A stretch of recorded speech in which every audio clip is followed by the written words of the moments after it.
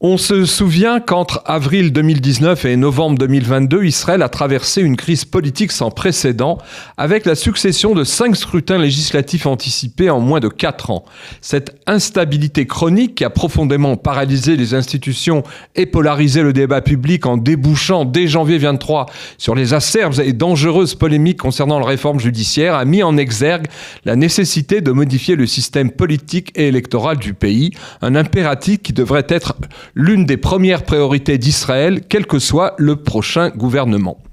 Fauteur en effet de crises à répétition et maintenant complètement désuet, surtout dans un pays en état de guerre permanent, le système électoral israélien qui est resté le même depuis 1949 est devenu tout à fait inadapté par rapport aux réalités sociopolitiques du pays. Et ce pour 2 raisons principales. Premièrement, basé sur un mode de scrutin de liste nationale à la proportionnelle intégrale, ce système qui a pu être valable pour l'État d'Israël naissant après le Yishuv, avec à l'époque ses quelques 650 000 habitants et ses 507 000 électeurs inscrits, génère depuis des décennies une insupportable instabilité politique et un grippage de la gouvernance. Et ce, tout simplement parce que le vote des citoyens pour telle ou telle liste de députés présentée par les différentes formations rivales est seulement idéologique, la gauche contre la droite, les laïcs contre les religieux, et ne fait que renforcer de scrutin en scrutin le règne absolu des seuls partis politiques. Deuxièmement, se greffant sur la fin de l'ère de la bipolarisation qui, depuis les années 1970 et jusqu'à la fin des années 90, avait opposé le grand parti de la gauche travailliste au Likoud de la droite nationaliste, tous deux capables de réunir chacun à l'époque une 40aine de députés, ce système a fini par donner un énorme pouvoir d'arbitrage très déstabilisateur aux petites formations sectorielles, ethniques et religieuses, lesquelles, avec entre 5 et 10 sièges d'élus, servent chaque fois d'indispensable force d'appoint pour permettre au finish, au plus grand parti vainqueur, de former après chaque scrutin une fragile coalition gouvernementale d'à peine plus de 60 députés sur les 120 que compte la Knesset.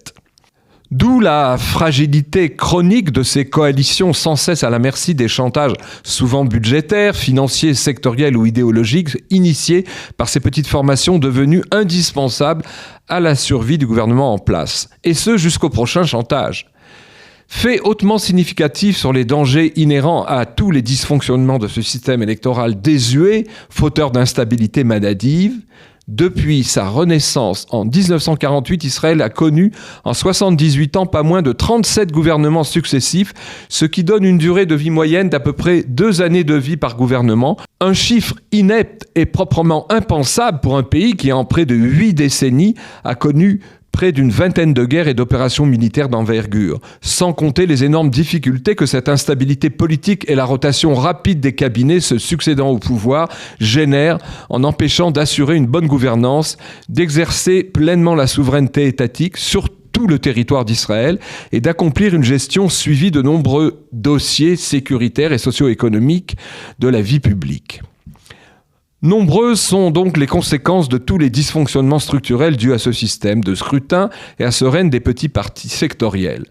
Extrême idéologisation du vote des citoyens, liste contre liste, sans débat de fond sur les véritables priorités du pays, irresponsabilité des députés élus vis-à-vis de leurs électeurs, puisqu'ils n'ont de compte à rendre qu'aux différentes instances de leur parti, coupure de plus en plus grande entre la classe politique et le peuple des électeurs, ce qui illustre les forts taux d'abstention en hausse depuis 30 ans. Corruption grandissante au sein des élites politiques, notamment à l'occasion des élections primaires des grands partis, grave déficit dans le renouvellement du leadership politique qui s'illustre par le fait que c'est encore et toujours Tsahal qui reste le principal vivier des nouveaux chefs de parti. Déficit aussi de compétences et de suivi dans la haute administration de l'État sujette à un turnover permanent dû aux changements ininterrompus de gouvernement.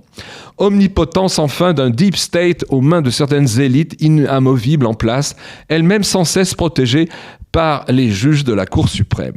Or, pour remédier à ces blocages et ces carences devenues chroniques, il faudrait donc changer dès que possible les règles du jeu public en modifiant le système électoral actuel. Ce qui signifie, pour commencer, premièrement, doubler le nombre des députés de la Knesset